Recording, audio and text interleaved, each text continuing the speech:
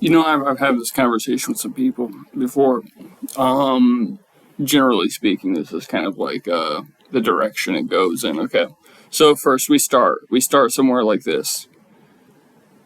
Why do you have the opinions you have? You must be brainwashed. I think that was the last conversation I had with a guy before I told him to just shut the fuck up because I'm not going to listen to him, especially in the age that everything's happening. You guys will be held accountable, by the way. I can't see through to it, but um, let's see what he said. Said the enlightened, or said the unbrainwashed, enlightened, and accepting liberal who is well versed in critical thought and has a deep understanding of human nature. Yes, he assured himself, I am all of these things, and my opponents are all the opposite. When I just said that they're all schizophrenic, Epstein-loving, death cultist conservatives.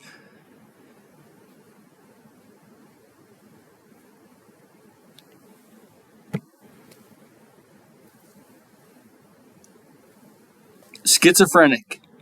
That's all of them. They stand for nothing, and they have no basis in reality or grounding, by the way. Epstein loving. If you support the MAGA movement, you are Epstein loving. I'm not saying that to all conservatives. There's a lot of conservatives with integrity, but MAGA specifically. I didn't say MAGA specifically, but we all know what I'm implying. If you like Trump, you like Israel. If you like Israel, you like Epstein. If you like Epstein, all whatever, Mossad, all that good stuff. Anyway, I really want to have this conversation specifically about where I come from. Why am I so brainwashed and enlightened?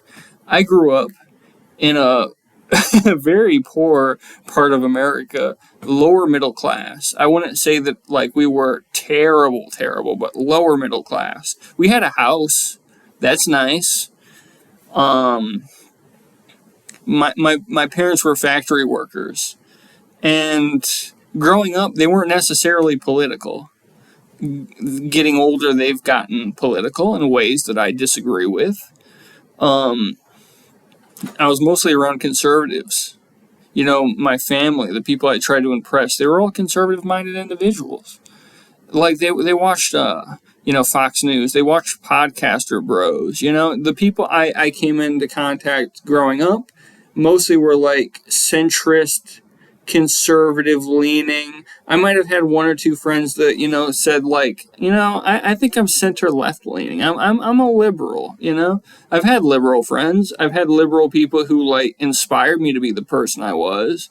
Most of all, I just had a lot of people who inspired me to like work off of my integrity.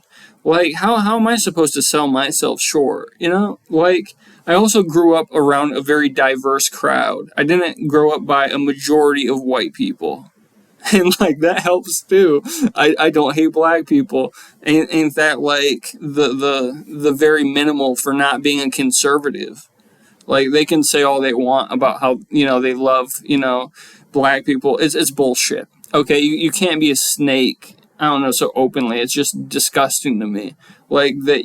I don't know. But it's all rhetoric. It's all lies. I can get past that. Like, that's something that just goes over my head. I don't want to just be told lip service. Well, I can't, like, actually, get into it. When I was a kid, what it's embarrassing, but like my introduction to politics were like the pseudo-intellectual right-leaning people who kind of like at least came up with the illusion of some kind of integrity or intelligence. Because like, again, I wasn't going to question my entire worldview before that. You know what I mean? Like there's an Americanized worldview that we all hold, and I didn't want to reject that quite yet because, it wasn't, comforting to me. When I was at my youngest, when I was in like middle school, I was into conspiracy theories. I liked Alex Jones as like a 6th grader, 7th grader, 8th grader. You know what I mean?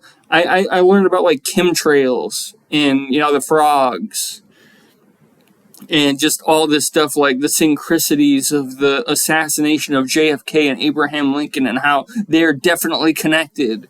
And that the chemtrails are the biggest pollutants, and the Illuminati was going to kill us all. You know what I mean? It's just all like, that's where I come from.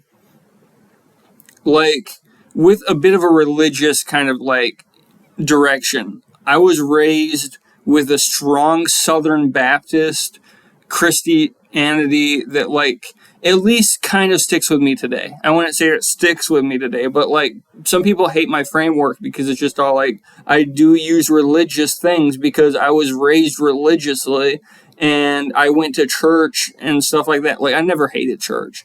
Church was like a fun place to go for somebody with anxiety and introspection because like everyone wanted to talk to me and be nice to me and that felt good. Okay. Like, okay. So that's my background, you know, just conspiracy minded, religious, you know, I was very religious growing up. It was a part of like my existential anxiety and my dread. You know, we read Bible stories and stuff. Like, don't think I just come from like this wealthy part of the world. Like, I grew up in a place called Battle Creek, Michigan. You can look it up if you want to.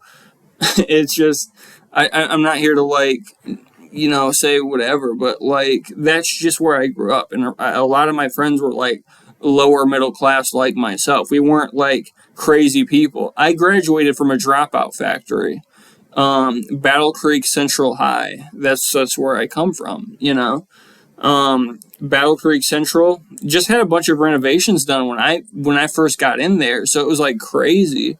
This was probably around like what 2013, and I think 2012 maybe. Anyway, I went out there, and the time I went to there, by the way, there were actually still remnants of segregation at the school, by the way, that got taken out when I like came in. There used to be like bridges and stuff where the black students would go before, you know, like long ago, however long ago it was, but there was segregation at the school. You know what I mean? Like, I just grew up around a lot of people who like did really well for themselves and like were really impressive people and like really had good hearts, and like I couldn't reject that, you know what I mean? Like it wasn't really brainwashing.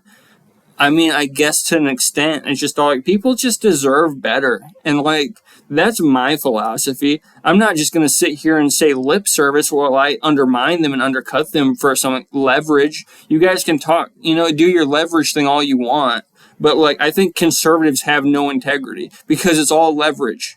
You're snakes, you know, even the ones who don't like affirm the MAGA philosophy. You're all snakes. Like, why are you doing this? I've never met like a conservative minded person who has like a strong value system straightforward. There are some people who like really support me and like I really love, but like I just wish that like there is a point where they would like at least step up and say like, hey, you know, I think that we should be fighting on behalf of the people who like deserve some love. You know, it's just all like, at least like in a more literal sense, I took on the philosophies of religion that like peace and love were just all like something we should strive for, and we shouldn't be trying to undermine things to live in a purposefully. This is a purposeful society. All the pain, everything on the streets, and then it's crazy.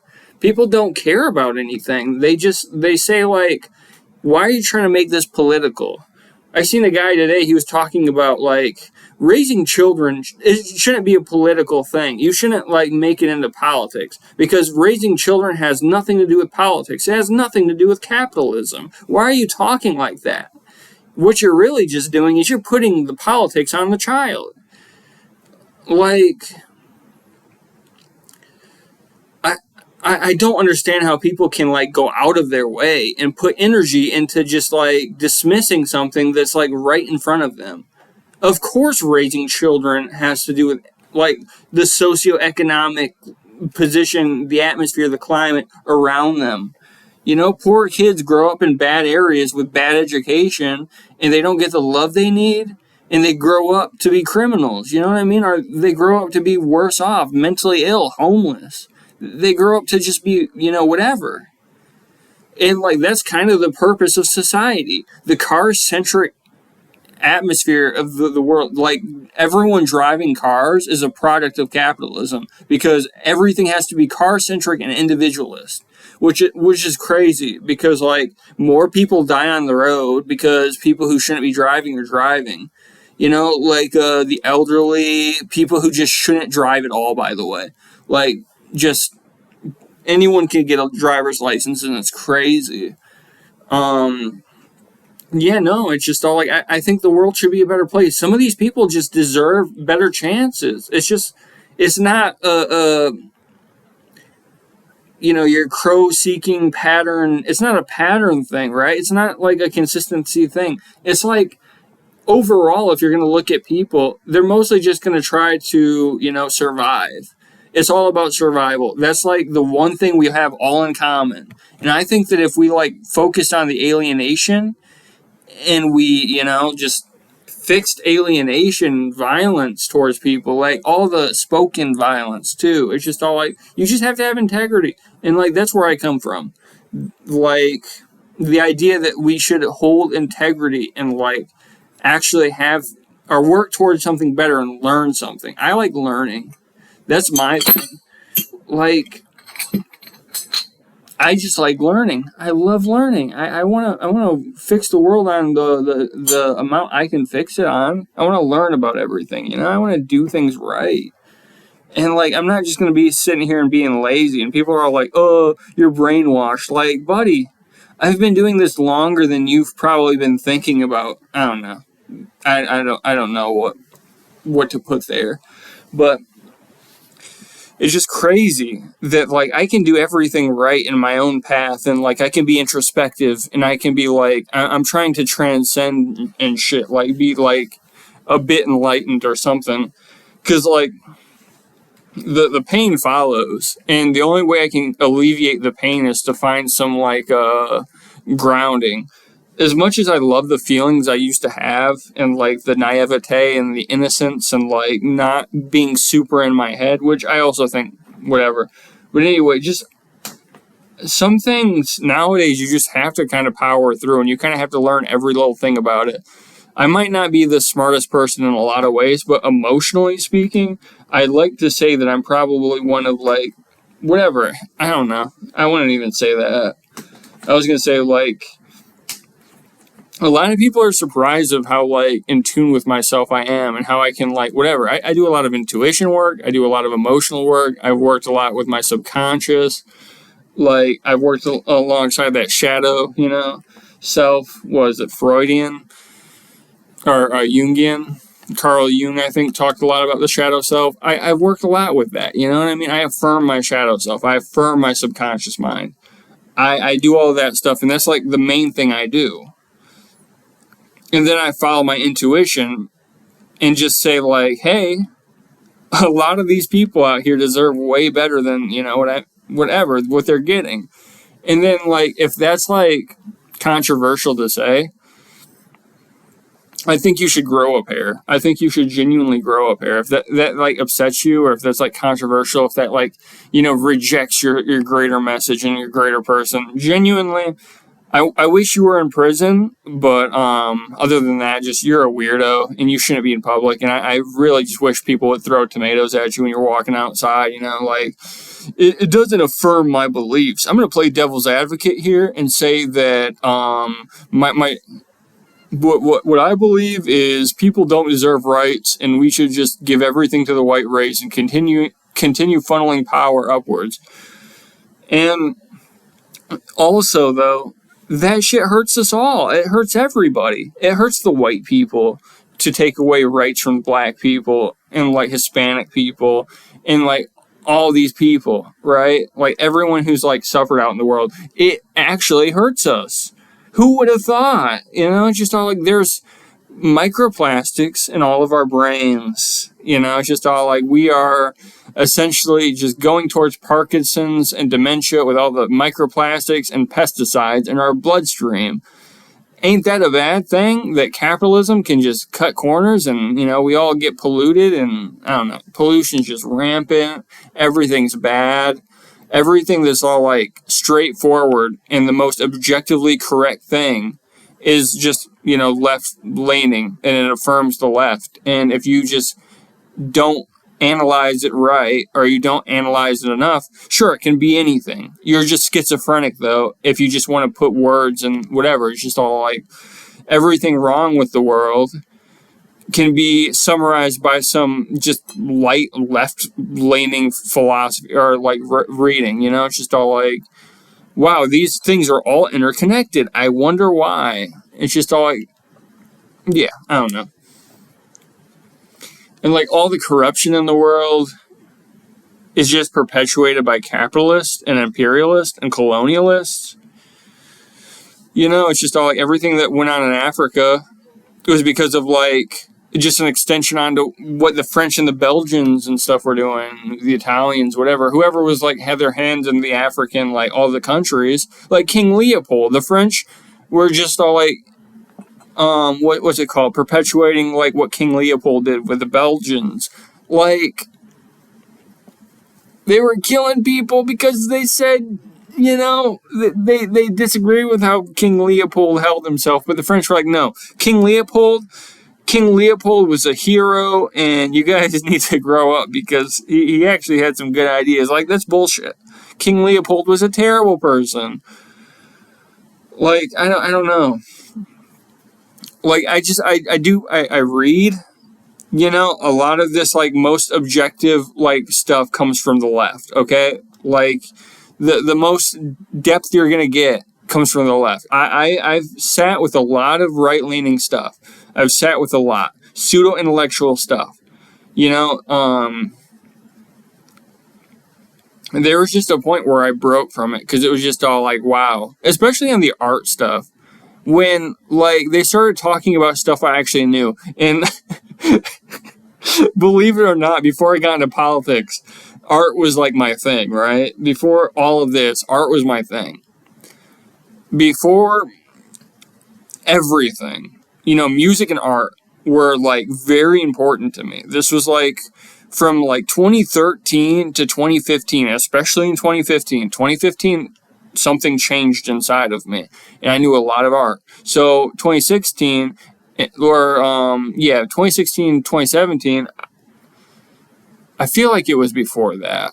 2016 was probably the time, because I remember being like just into politics at the time, and then all of a sudden, like, Donald Trump was bombing Syria, and it pissed me off so much that I was just all like, how can you guys support this, like, corporately aligned, funded, what populist, like, I don't know, it's just all like, just money, power, corruption. It's beautiful. And he did the exact same thing he said Hillary Clinton was going to do. Hillary Clinton would bomb Syria and thrust us all into World War III. In 2016, I don't know if you guys were there for that.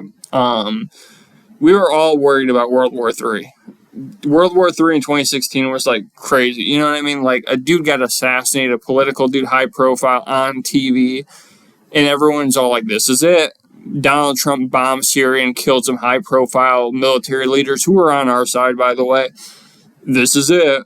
It's just all like, that war was on our mind a little bit in 2016. Like, it was kind of like what's going on now, but, like, now is worse.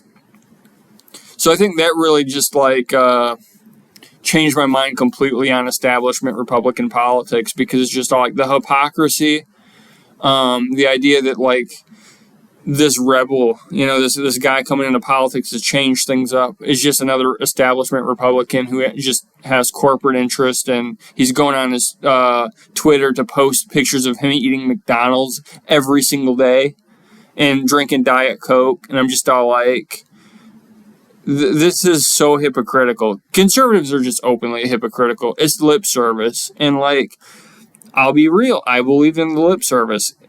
Just because, like, I was around people, I wanted to affirm myself in a social group. But, like, immediately, it's just all, like, I could think for myself. I was watching the same shit they were, and they weren't, like, upset about any of this. That, like, things that were going on didn't upset them. The hypocrisy didn't upset them. That, like, they can say one thing and just do it. It's just all, like, that's one of their like biggest faults. It's just like they openly lie to your face and they say like, "Hey, we want to make the world a better place. We want to fix the economy. We want to do all this stuff." And like growing up hearing that, it's just all like, I didn't pay attention to politics as a child. I didn't see what George Bush was doing. You know, it's just all like I was a kid, I was really young. And then as soon as I got into politics, everyone's all like, well, you got to get into this politics. This is like sports. This is like the cool thing to do. What you got to do is you got to, follow it. Don't they never pushed me to the intellectuals. I'll be real. It's just all like the idea that they're feeding me some kind of information. I liked that momentum, that like the information they were feeding me, whatever. But it was all fake. It was all fake, doctored. I don't know. Everything was a lie. Everything was a lie. That was crazy. It was really, really upsetting to me. Like, wow, everything they're saying cannot be backed up. It's all a lie. It's all just a perpetual flowing of bullshit and sewage into your brain. It's just all like, and I knew that definitely when I seen the art stuff. When they were talking about like the postmodern scenes and the modern scenes and everything was modern art, though. It's just like, it was such a lie. And I probably bought it for like a day at one point. I'm all like, you know what? Maybe they are right. Maybe it is stupid. And like, maybe nowadays I kind of get it. Like, Pollock was definitely a CIA asset. And there are a lot of like controversial figures that were just terrible people. And they did art that can be like explained away, but I don't know. When it came right down to it, I knew who I was, and I wasn't going to give up all my music and stuff. And they can talk all they want about how they hate Coil and like Current 93 and Nurse with Wound, whatever. They can go on Tucker Carlson and say that shit, but I know they're idiots, and I still do. But I don't know. It's just like, it's crazy. I had to grow up with that stuff, and people are saying that I'm a brainwashed, enlightened, liberal idiot. I'm not a liberal, by the way. I would never affirm myself through the politics of the Democratic Party. Do nothing Democrats. The one thing Republicans are totally 100% right on, they do nothing, and it alienates their base, and it definitely alienated me because I hung out with liberal-minded people, but that was another hypocrisy I couldn't stand. That they would say they were going to do something and then they wouldn't. Or they would just like be totally just vague about everything and just do what they want to do. And like, I don't know. And maybe like even back then I really didn't like the idea of vigilantism. It's just all like, I think that like destabilizing the world is kind of like a little weird. I wouldn't say that it's necessarily like the bad thing to go against, because sometimes you need to destabilize things a little bit. I don't know. Go read some literature. There's probably people who can put it way better than me. My specialty is not in revolution, and my specialty isn't in whatever, but like a stable society where people can feel comfortable and safe and like be safe. That's all I want. That's what I'm focused on. That's my politics. I like safety. I like comfort, but I'm not going to affirm it through the past, because I think the past is a lie and it is a distraction to better, pastures. But like, I kind of get it culturally. Sometimes it just seems like everything's going the bleak way of the consumer, whatever. Just to appeal to everyone, you have to just make everything gray and white, and it's really just ugly and it's terrible, and I hate that. But I think that's a product of capitalism, not a product of culture itself. I think a lot of people, culturally speaking, can do things right. I'm not going to say anything against that, because like a lot of people out here have really good sense of culture. It's just all like, I don't know. We just don't need to be building cathedrals for 300 years and pretending like when they're done, whatever. Like, cathedrals are so inefficient to build. It's crazy. I'd rather a broodless building any day over a cathedral. Like, I like cathedrals too, they're beautiful, but like, let's be real, it's just all like, you don't need to be building a building for 300 years, like, how efficient is that? Like, you guys really care about efficiency, don't you? All you can do is just all like, have some I don't know. But yeah, no, I couldn't do the lip service. That's why I hate conservatives, because I think they're all stupid and they only listen to like the words of their gods, which their gods are, irrelevant pedophiles.